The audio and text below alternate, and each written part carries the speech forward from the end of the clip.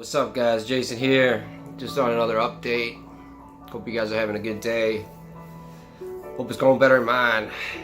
You know, I'm not really having a bad day. It's just like a weird day, man. Like, the thoughts have been coming into my mind to like want to take Kratom, and I'm not gonna do it. It's like it's not an option. You know, I decided I quit. That's it. And this is the farthest I've ever made it. This is the farthest I've ever made it from Kratom. And the last thing I want to do is give in to some weird, dumb emotions and have to wait however long to like try to quit again. That's just like, just that thought is like terrible and heartbreaking, you know, to think about the thought of me actually like relapsing, and then because just to get to the point where I did quit, it took so much. Took so much, man. Like, to actually like tapering was challenging, yeah, you know, taking less and less and less and less. But to actually like make the decision like I'm completely done now, to get to that point mentally and to actually be able to follow through with it, it took me so long. You know, I wanted to quit. My first attempt quitting Kratom was last November. Next week will be October. So I've been trying to like quit since, you know, last November. Quit for a few weeks back then, picked it up, quit for another couple weeks, picked it up, quit for another week, picked it up, and then just came more often until it turned right back into a daily habit again, you know? And it took me, what, like at least 4 or 5 months of daily use again to start tapering and to let it go again. And that's a lot of mental stress, a lot of like mental strain on my body, on my mind, on my spirit. Just doing something I know I shouldn't be doing something I don't even want to do, but I felt like a slave to it, you know? Like, I felt like a slave, like, dude, I have to take it. You know, as it started to become a daily routine again, I would justify it. Like, oh, well, my back hurts a little bit. Well, you know, I'm going to go see my family today, so I want to be in the best mood I can be in for my family. Or I'm working today. Kratom gives me energy. It will help me do the job better today at work. Like, those little things, like, would justify taking Kratom. And my mind would always come up with an explanation or an excuse on why I can or should take Kratom today, and it's like, it's just a bunch of crap, dude. Like, I don't need it, and it's a process, you know, like just getting through the day to day, just having weird anxiety, kind of weird, I don't want to say depression, but just like kind of like, I don't know, I'm trying to think of the right word for it. Just feel kind of down and like, I don't know, I like to feel good. I like to feel high on life, and you know, that I just have to get used to the fact that like every day we're not gonna feel just super good. You know what I mean? It's just not how things work.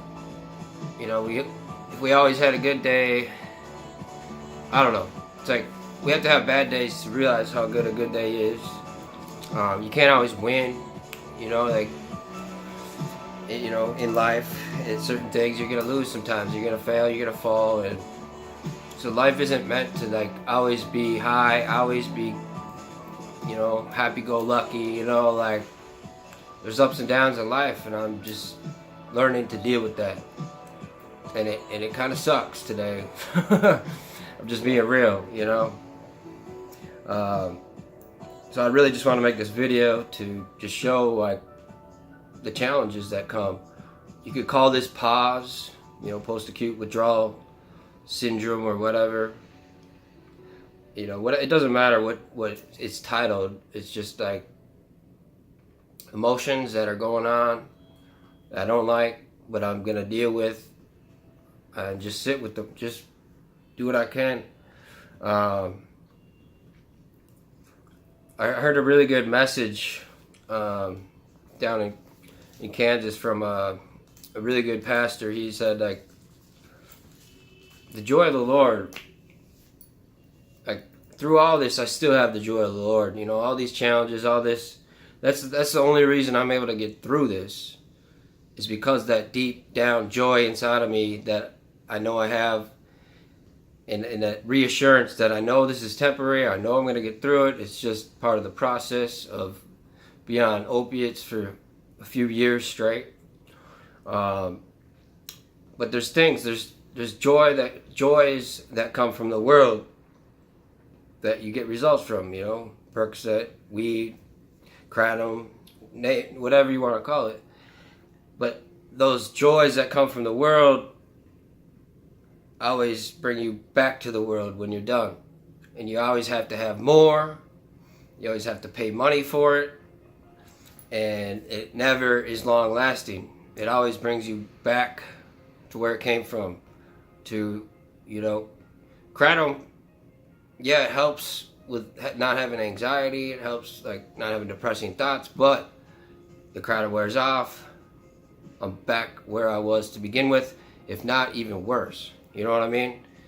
Because it doesn't help in the big picture. It helps temporarily kind of mask the pain or the emotional things you're dealing with. But in big picture, it's not really helping anything. It's just kind of numbing your brain, making you feel like everything's okay. But really, what's changing? What's changing, you know? So what's cool with the joy of the Lord, though, is it's eternal. The joy of the Lord is eternal. You know what I mean? The joy of the Lord is our strength. And that's my strength right now.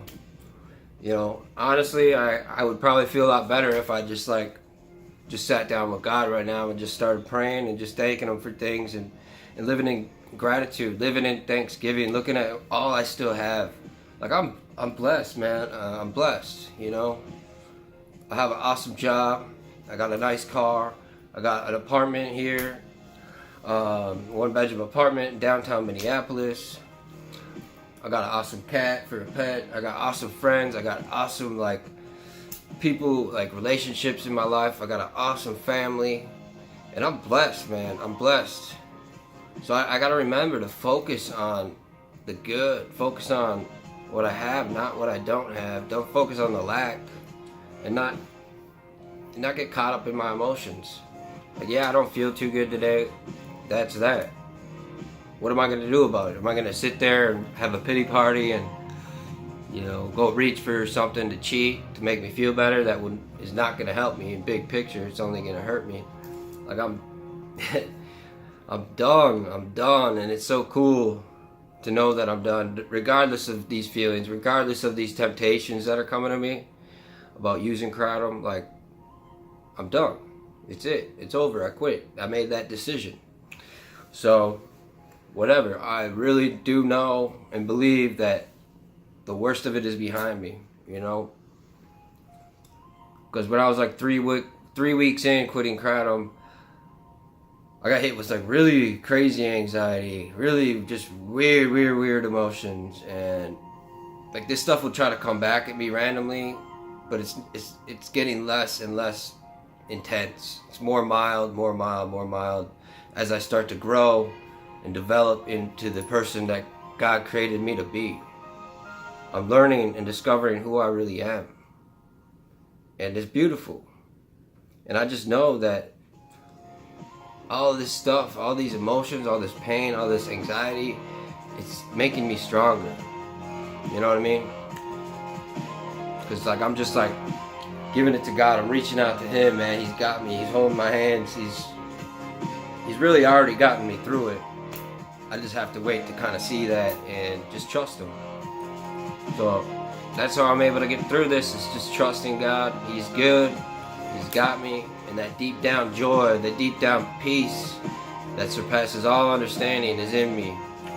And I just thank you, Jesus. You're so good. You're so good. Thanks for listening, guys. Love you. God bless you.